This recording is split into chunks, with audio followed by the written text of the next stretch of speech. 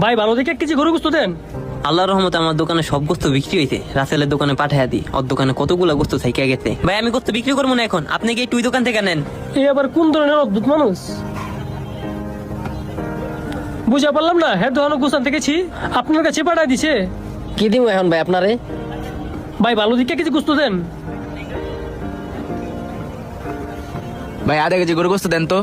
না ভাই আমি গোস্ত এখন বিক্রি করবো না, আপনি একটু যে ওই দোকান থেকে গোস্ত নিয়ে আসেন, যে গোস্তগুলো আছে এগুলো অন্য জায়গায় যাবো।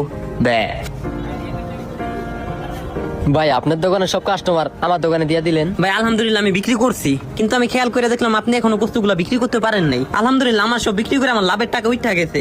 আর এইগুলো আমি আস্তে ধীরে বিক্রি করলে আমার হইব, কিন্তু আপনি এগুলা বিক্রি না করতে পারলে আপনি একটা লস খাই যাবেন। এই কারণে আমার কাস্টমার গুলারে আমি আপনার দোকানে পাঠিয়ে দিলাম। ভাই আমি আপনার মতো মানুষ দেখি নাই, আপনি অনেক ভালো মনের মানুষ।